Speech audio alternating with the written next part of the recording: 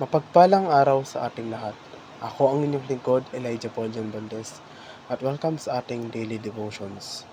Ang ating verse for the day ay nasa pangalawang mga taga-Tesalonica, chapter 2, verse 13.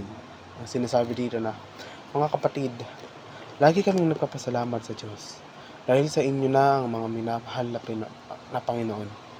At nararapat lang kaming magpasalamat dahil noong una pa man ay pinili na kayong mailigtas ng Diyos sa pamamagitan ng Espiritong nagpapabanal sa inyo at sa pamamagitan ng pananampalataya ninyo sa katotohanan. Ang Diyos ay nagsasalita sa atin sa pamamagitan ng Biblia.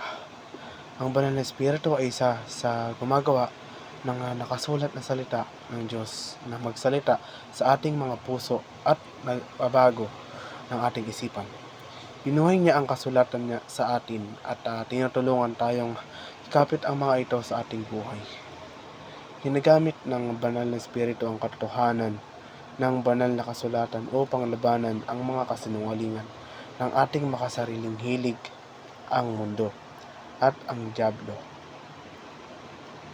Tinutulungan niya tayong malaman kung ang ating mga iniisip at kinikilos ay naayon sa kalooban at salita ng Diyos.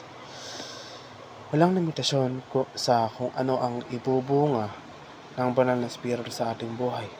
Kapag pinahintulutan natin siya na hubugin at baguhin tayo ng salita.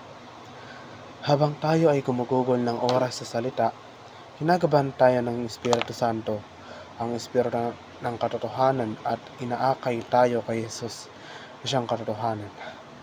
Ang banal na Espiritu ay nagtataas, naghahayag, at nagpapakilala kay Jesus sa atin, at tinutulungan tayong ituon ang ating isipan kay Jesus. Kinagabayan tayo ng banal na Espiritu sa ating pag-aaral ng salita sa pamamagitan ng pagbibigay diin sa mga kasulatan na kailangan natin sa partikular na oras na iyon. Ginagamit niya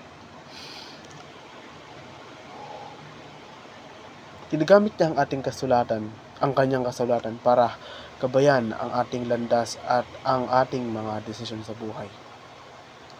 Tinutulungan tayo ng banal na Espiritu na alalahanin ang salita at binibigyan tayo ng katapangan na kumilos ayon sa ating nalalaman.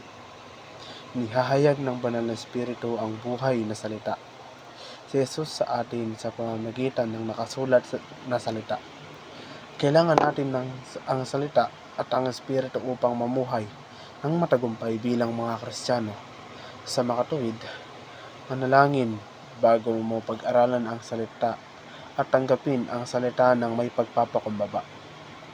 Hilingin sa banal na Espiritu na bigyan ka ng pangunawa na kailangan mo at mag-expect na may ipapakita siya sa iyo.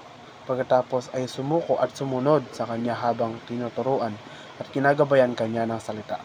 Isang panalangin lang ang layo niya. Muli, ako ang inyong lingkod, Elijah Paul John Valdez. At dito na nagtatapos ang aking daily devotions.